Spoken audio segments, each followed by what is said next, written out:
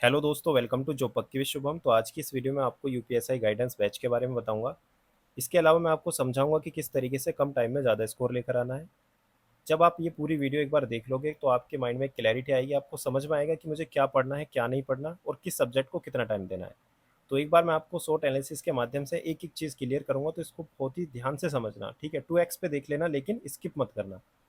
अभी जैसे कि आप यूपीएसआई की तैयारी कर रहे हैं तो इसमें बहुत ज़्यादा कंपटीशन होने वाला है, ठीक है। कंपटीशन क्यों होगा? जैसे कि यूपी कांस्टेबल जो ट्रेनिंग पर है, ठीक है, वो भी यूपीएसआई का एग्ज़ाम देंगे, वो भी अपनी पोस्ट अपग्रेड करना चाहते हैं। इसके अलावा काफ़ी स्टूडेंट ऐसे हैं जो एसएससी सीजीएल या एसएससी सीपीओ या एसएससी के अलग अलग एग्ज़ाम की तैयारी कर रहे हैं, लेकिन एडिक्यूटी आने की वजह से वो भी डिस्ट्रैक्ट हो चुके हैं। उनको भी क्लियर नहीं हो पा रहा कि भाई मुझे इस एग्ज़ाम की तैयारी करनी चाहिए या नहीं करनी चाहिए, क्योंकि सभी को जॉब चाहिए पहले। तो अभी क्लियर डेट भी नहीं आ पा रही एग्ज़ाम की, कब होगा कब नहीं होगा, लेकिन यूपीएसआई की नोटिफिकेशन आ चुकी है, तो वो भी यूपीएसआई की तैयारी करेंगे। इसके अलावा जो भी यूपी से बॉर्डर टच स्टेट हैं, जैसे कि आपका मध्य प्रदेश हो गया, ठीक है, हरियाणा हो गया, तो ये भी लोग यूपीएसआई में अपियर होने की कोशिश करेंगे, ठीक है। तो अलग अलग टाइप के स्टूडेंट्स के साथ आपका कॉम्पिटिशन है, लेकिन इसमें मैं आपको समझाऊंगा कि आपको अपनी वीक जो एरियाज़ हैं उनको किस तरीके से स्ट्रॉन्ग करना है, क्योंकि वहीं से सिलेक्शन आपका रुकेगा। बाकी जो स्ट्रेंथ है उससे सिलेक्शन नहीं रुकेगा, ठीक है। अब जैसे यूपी कांस्टेबल का कोई भी स्टूडेंट है जो यूपीएसआई के लिए तैयारी कर रहा है, पहली बात तो उसके पास आप लोगों से टाइम कम है, क्लियर। दूसरा ये है कि उसने चारों सब्जेक्ट ऑलरेडी पढ़े हुए हैं, यानी कि उसने हिंदी भी पढ़ी है। जो एसएससी के स्टूडेंट हैं उन्होंने हिंदी नहीं पढ़ी, उनकी मैथ और रीजनिंग काफ़ी स्ट्रॉन्ग होगी एज़ कम्पेयर टू यूपीएसआई, क्योंकि यूपीएसआई की जो मैथ और रीजनिंग है ज़्यादा हाई लेवल की नहीं है as compare to SSC exams. तो इसका मतलब ये हो गया इनको सिर्फ हिंदी पढ़नी है, ठीक है। यानी कि वीक एरियाज क्या हो गए, हिंदी हो गया या मूल विधि वगैरह, ये तो सभी को पढ़ना है, ठीक है। तो इस तरीके से आपको ये पहचानना है कि मेरी स्ट्रेंथ क्या है, यानी कि आपकी मैथ स्ट्रॉन्ग है या नहीं है, आपकी रीजनिंग स्ट्रॉन्ग है या नहीं है। ऐसा नहीं होना चाहिए कि 4-4 घंटे मैथ को दे रहे हो, अगर मैथ स्ट्रॉन्ग है तब भी, ठीक है। तो आपको उस सब्जेक्ट को ही टाइम ज़्यादा देना है जो आपका वीक है, क्योंकि वहीं से आपका स्कोर बूस्ट होगा। अगर आपका मैथ में मान लो 80-85 स्कोर आ रहा है, अगर इसको आप 3 घंटे दे रहे हो तो बहुत ही गलत कर रहे हो, ठीक है। इसको 2 घंटे भी देकर आपका स्कोर ये बढ़ सकता है प्रैक्टिस करके। लेकिन अगर आपका स्कोर जो बाकी सब्जेक्ट हैं, जैसे कि जीके हो गया, ठीक है, जीके मान लो 30 ही आ रहा है, 35 आ रहा है, 40 आ रहा है, तो यहाँ पे आपको स्कोर बूस्ट करने की जरूरत है। तो यहाँ पे आपको क्या करना है, इसको टाइम थोड़ा ज़्यादा देना पड़ेगा, ठीक है। लेकिन हर एक चीज़ मैनेज करनी है। कई बार ऐसा भी होता है कि हम एक ही सब्जेक्ट पे फोकस कर लेते हैं जो हमारा वीक होता है, और जो हमारा स्ट्रॉन्ग होता है उसको पे ध्यान ही नहीं देते, तो उस पर जो स्कोर है वो डाउन होने लगता है। हर एक चीज़ को मैनेज करके चलना है। इसके अलावा अपॉर्चुनिटी की बात करें तो काफ़ी लोगों के माइंड में ये भी होगा कि मैं यूपीएसआई की तो तैयारी कर रहा हूँ, लेकिन साथ में अदर एग्जाम्स भी मैनेज करना चाहता हूँ, जैसे कि डीपी कांस्टेबल, डीपी एडब्ल्यू टीपीओ, ठीक है। अलग अलग एग्जाम हो सकते हैं एसएससी के या स्टेट के भी, ठीक है। तो यहाँ पे ये आपकी अपॉर्चुनिटी है कि आपके पास कौन कौन से एग्ज़ाम हैं जो आप सेम यूपीएसआई की तैयारी के साथ मैनेज कर सकते हैं, जो कि सेम सब्जेक्ट हैं, क्लियर। तो उनको भी आपको मैनेज करना है। बाकी अगर एक ही एग्ज़ाम की तैयारी कर रहे हो तो वेल एंड गुड। इसके अलावा थ्रेट की बात करें, देखो थ्रेट क्या क्या है।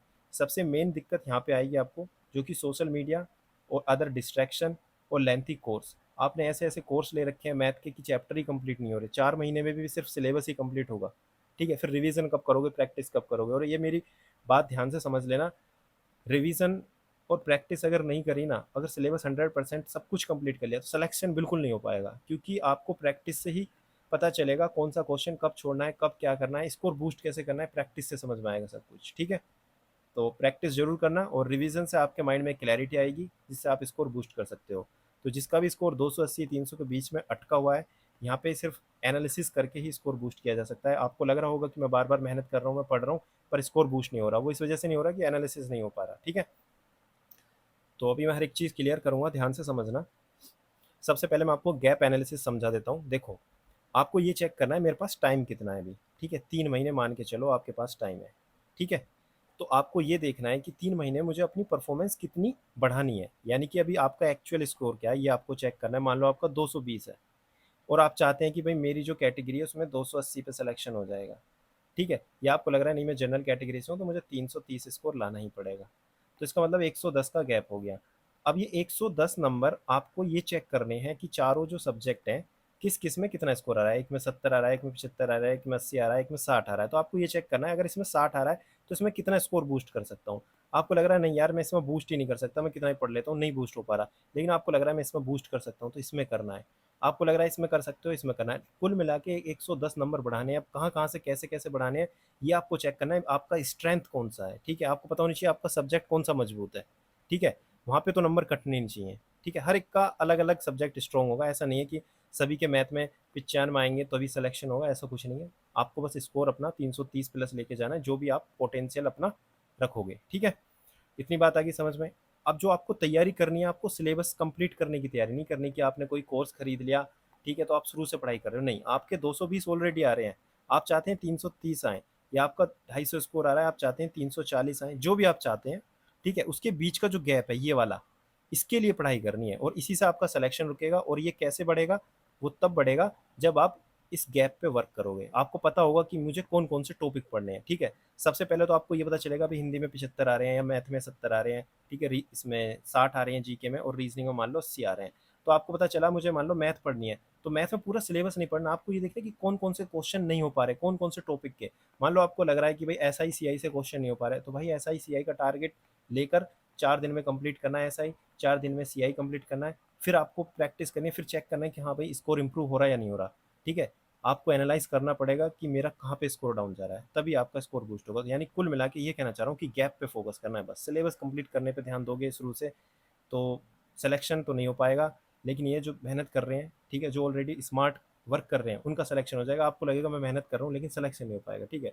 इसलिए मैं कह रहा हूँ बहुत स्मार्ट स्मार्ट स्टूडेंट है आज की डेट में, बहुत मेहनत कर रहे हैं, उनको पता है क्या करना है क्या नहीं पढ़ना, ठीक है। तो आपको भी उनकी तरह करना पड़ेगा, नॉर्मल पढ़ोगे तो पीछे रह जाओगे। इसके अलावा मैं आपको बताऊंगा कि डिस्ट्रैक्शन कैसे रिमूव करना है। देखो, जैसे मान लो कोई भी आप जर्नी स्टार्ट कर रहे हो और आपको फिनिश करनी है, यानी सिलेक्शन लेना है।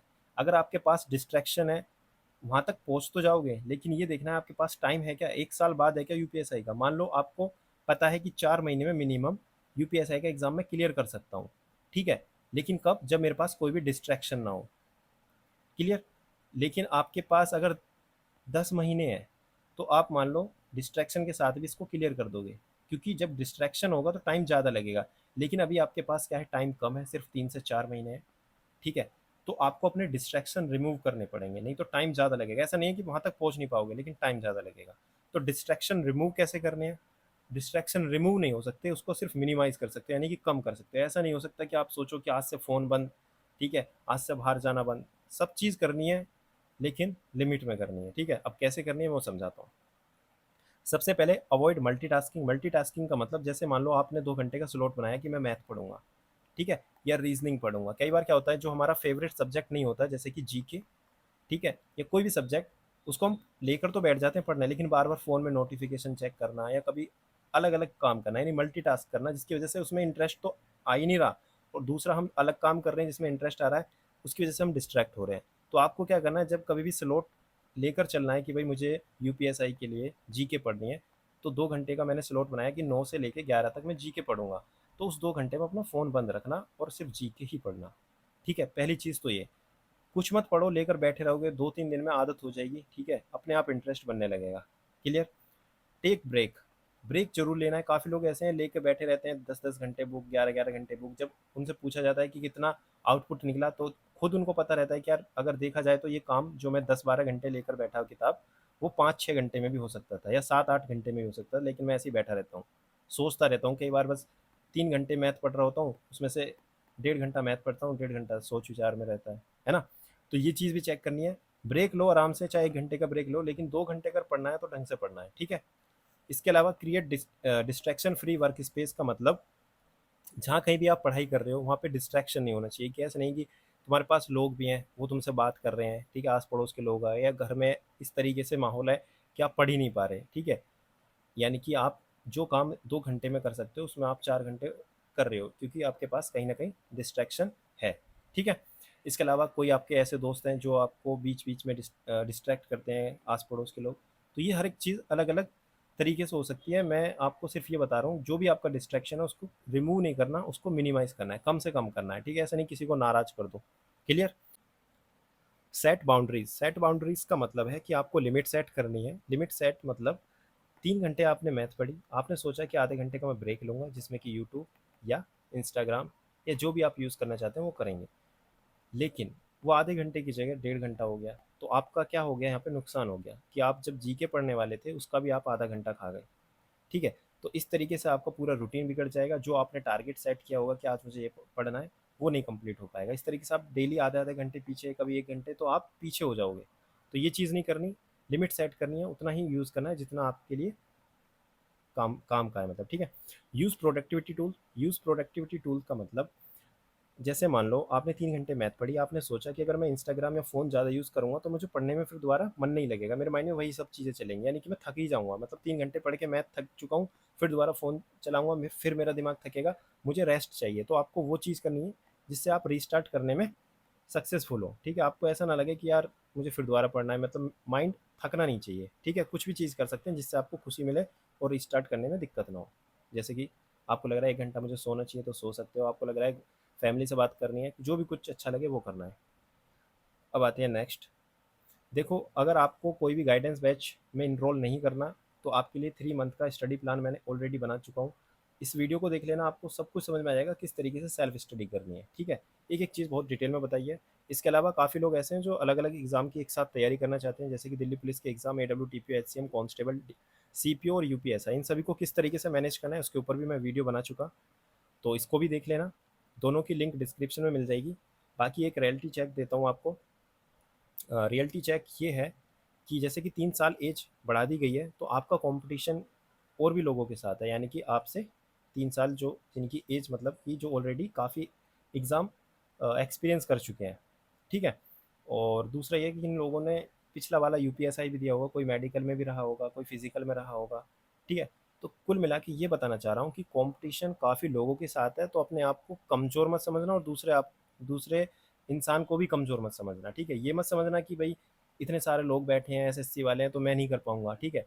देखो, जो यूपी कांस्टेबल वाले हैं उनके पास टाइम की कमी पड़ेगी, उनके पास भी डिस्ट्रैक्शन है, ट्रेनिंग वगैरह, ठीक है। जो SSC के एग्ज़ाम की तैयारी कर रहे हैं उनके पास भी डिस्ट्रैक्शन है कि मुझे अभी CGL का एग्ज़ाम भी देना है, अभी नोटिफिकेशन आ जाएगी।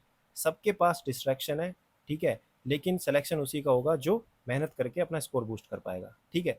कभी भी ये मत सोचना कि उसका मैथ स्ट्रॉन्ग है, उसकी GK स्ट्रॉन्ग है, या वो मेरे से आगे है, ठीक है। आपको अपना देखना है कि अपना स्कोर टारगेट हमेशा 340 प्लस रखना है। यहाँ तक आए या ना आए, लेकिन अपना माइंड में ये क्लियर रखना है कि मुझे 340 प्लस लेकर आना है। अगर इतना सोचोगे तो 320 यहाँ तक तो आओगे, ठीक है। आपने देखा होगा जब मॉक देते हैं हम, जैसे मान लो आपने मॉक दिया होगा, आपका अगर स्कोर 280 आ रहा है या 220 आ रहा है, जिसका 220 आ रहा होगा उसका कभी 230 आता होगा, कभी 210 आता होगा, ऐसा नहीं होगा कि 170 आ जाए। यानी इसका मतलब ये हो गया कि आपका मिनिमम टारगेट सेट हो गया कि 220 के आसपास ही आएगा आपका स्कोर, यानी यही लेवल है आपका। जिसका स्कोर 280 आ रहा है उसका कभी 290 आ जाएगा, कभी 295 आ जाएगा, 300 का भी टच हो गया तो इसमें नहीं, 300 का लेवल है वो, इसका एवरेज ही है, यानी कि कुल मिला के 280 से लेके 90 के बीच का ही उसका लेवल है, ठीक है। यानी कि एक मिनिमम स्कोर सेट हो जाता है। इस तरीके से अगर आप जब 340 प्लस स्कोर का टारगेट रखोगे, जब इसके आसपास पहुंचोगे तभी आपका सिलेक्शन होगा, और इतना ही लाना पड़ेगा। क्लियर। ऐसे हैं जो RWA पे मॉक दे रहे होंगे, RWA के अलावा टेक्स्ट बुक के मॉक भी देने हैं, ठीक है। आपको एक लेवल पे तैयारी करनी है, ऐसा नहीं है सिर्फ RWA के ही मॉक देने हैं। वहाँ पे कई बार क्वेश्चंस भी गलत मिलेंगे आपको, ठीक है। परसेंटाइल भी कई बार गलत दिखा देते हैं वो, ठीक है। टेक्स्ट बुक के मॉक जरूर देने हैं। यहाँ पे एक लेवल है, और यहाँ पे आप देखना, ऐसा नहीं है कि यहाँ पे सिर्फ 20,000 बच्चे दे रहे हैं और RWA पे 80,000 दे रहे हैं। यहाँ पे भी आपको 80,000, 90,000 काफ़ी स्टूडेंट मिलेंगे, तो आपको यहाँ पे भी मॉक देना है, ठीक है। एक प्लेटफॉर्म के कभी मॉक नहीं देने, कम से कम 2 प्लेटफॉर्म के देने, जिससे कल को अगर एग्जाम हार्ड भी आता है तो झटका ना लगे, ठीक है। ऐसा ना हो कि मैं तो सिर्फ एक प्लेटफॉर्म की ही तैयारी करके गया, ठीक है। बाकी थैंक यू सो मच।